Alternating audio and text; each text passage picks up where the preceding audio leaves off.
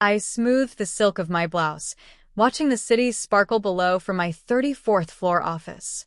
The sunlight bounced off the glass towers, painting everything gold, but inside me, there was a quiet tension I couldn't shake. My phone buzzed against the mahogany desk, a name I hadn't seen in years flashing on the screen: Harrison and Cole Partners. I hesitated. A small, ironic smile curved my lips. They had refused my help back then, dismissed me like I was invisible. And now their name in my notifications made my chest tighten with a mix of disbelief and something sweeter: vindication.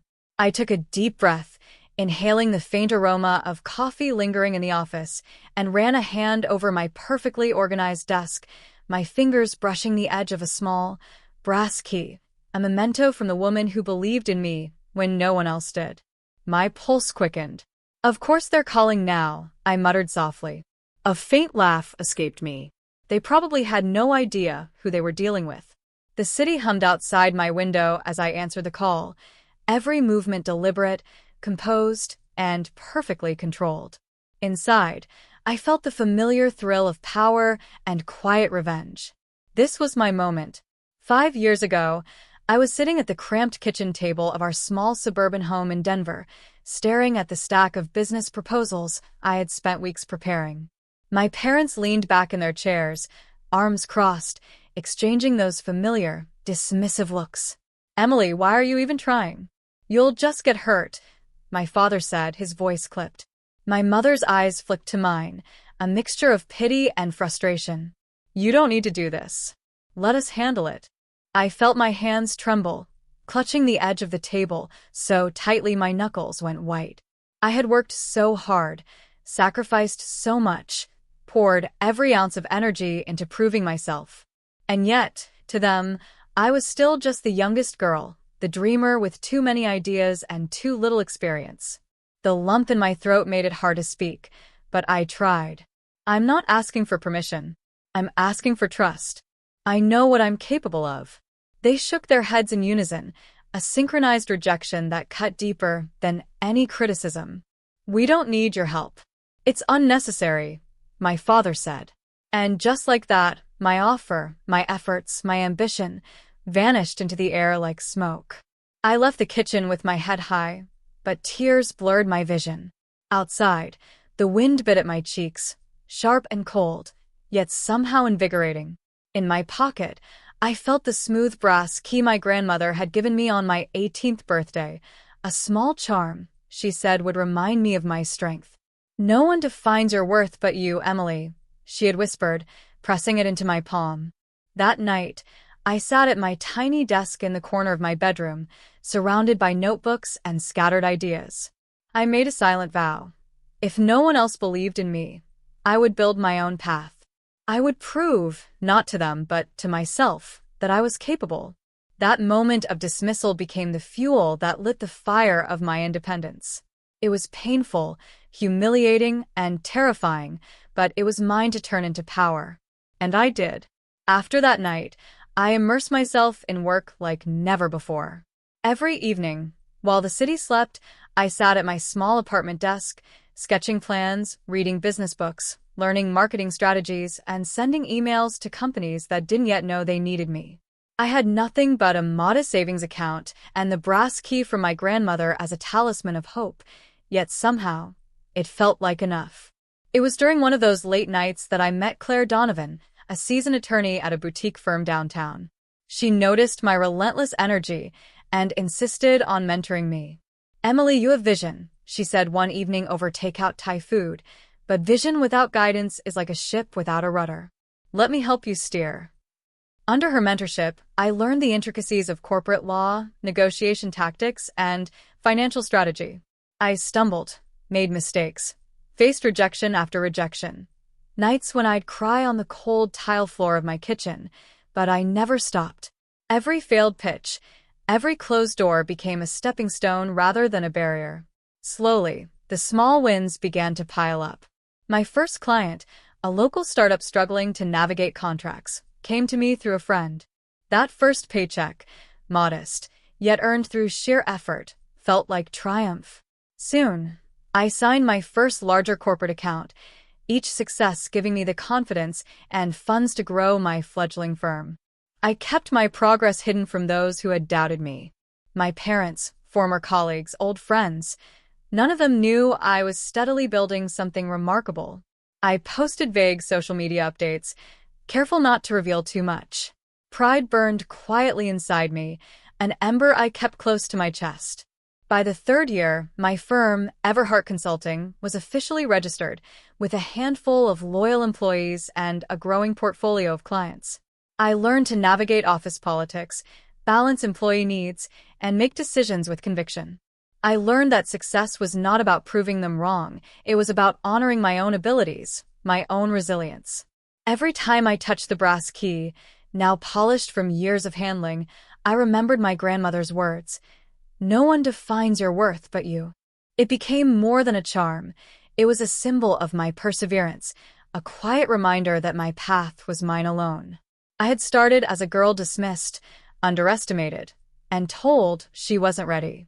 And now, quietly, strategically, I had become the architect of a thriving enterprise, one that would soon bring me face to face with those who had once rejected me. The day they walked into my office, I was waiting. My silk blouse felt soft against my skin, but it was nothing compared to the strength I carried inside. I had arranged the space meticulously. A sleek oak desk, walls adorned with abstract art I had chosen myself, and floor-to-ceiling windows letting in the golden Denver afternoon light.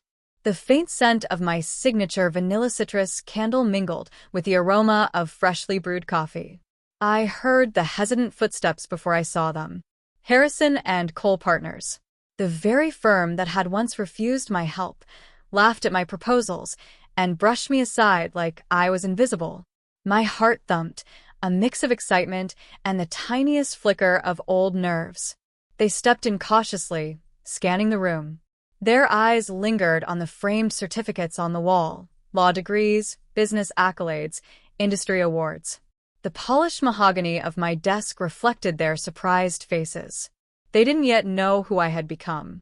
Emily? One of them began, a hint of disbelief in his voice. I smiled calmly, gesturing toward a chair across from me. Please sit. I imagine you have questions. They sat, uneasy. I let the silence stretch, giving them time to notice the details I had carefully curated. The signed contracts from Fortune 500 clients, the elegant display of awards, the sleek tech running my firm. Their glances darted between the documents and my confident posture. I finally spoke, my voice steady and measured. You're probably wondering why I'm handling contracts you assumed no one could help you with. Let me clarify. This is my firm, Everhart Consulting. Every client, every contract, every negotiation, we handle it. A stunned silence followed. They exchanged glances, disbelief written across their faces. The man who had once mocked my business sense swallowed hard. But we didn't know. I allowed a small, ironic laugh. Of course you didn't. You refused my help when it was offered. Now, the work you wanted done, the contracts you thought were beyond you, are in my hands. And I do it well. Their expressions shifted from shock to something resembling shame. I watched closely, savoring the quiet satisfaction of this long-awaited reveal. The roles had reversed. The dismissive former colleagues, the people who once looked down on me, were now dependent on my expertise. I leaned back slightly, letting them absorb the scene. Every contract on my desk, every carefully curated detail in the room, every small symbol of my triumph, they were proof. Proof that I had taken rejection and turned it into momentum, that I had built my empire quietly, deliberately, and with resilience. Finally, I added, softly but firmly, I hope this gives you perspective on the value of recognizing talent when it's offered. I'm happy to help, but on my terms.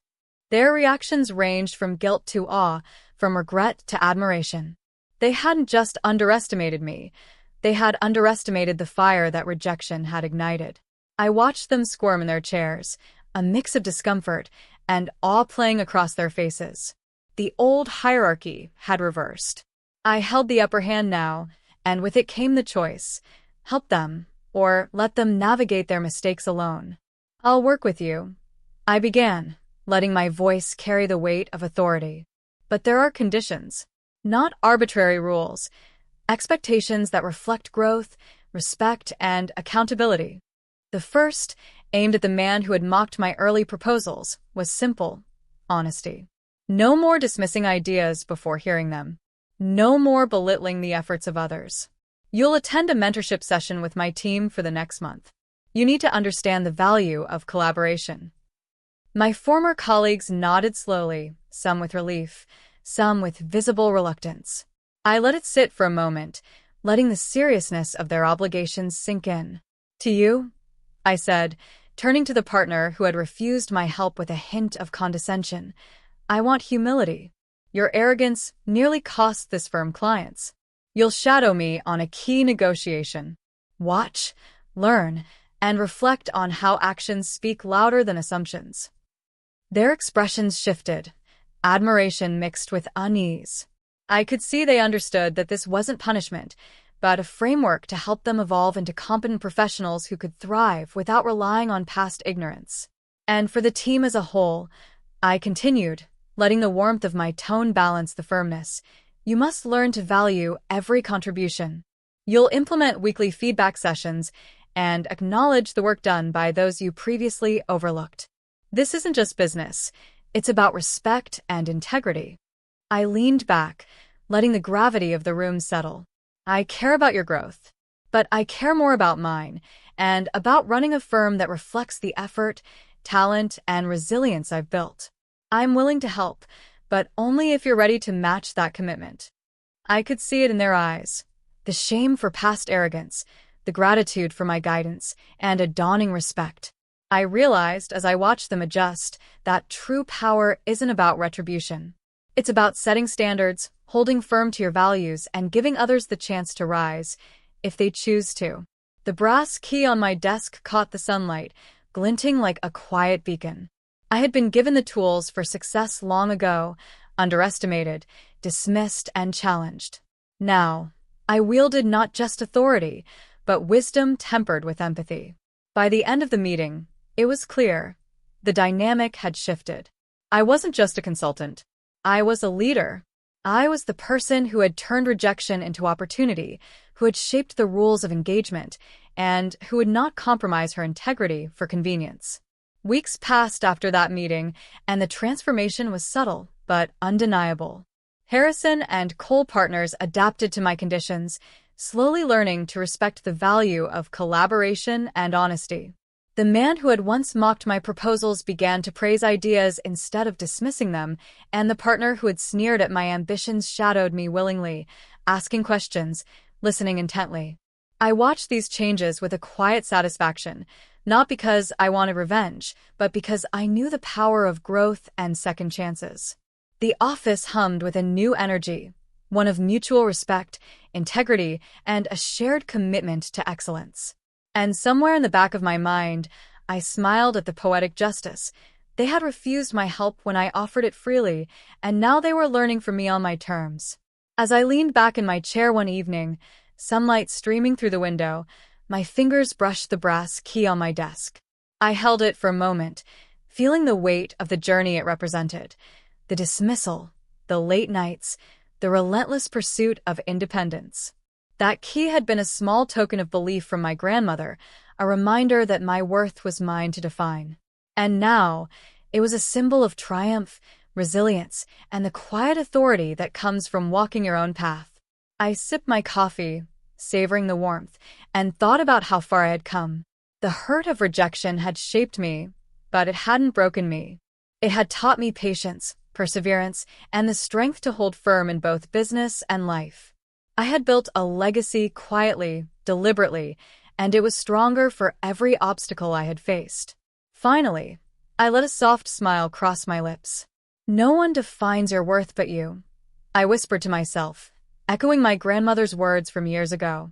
And in that moment, I realized I had not only reclaimed my power, but I had also redefined it with compassion, wisdom, and unwavering strength.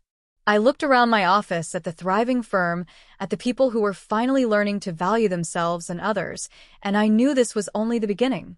I was Emily Everhart, and I had turned refusal into opportunity, rejection into triumph, and doubt into unstoppable momentum.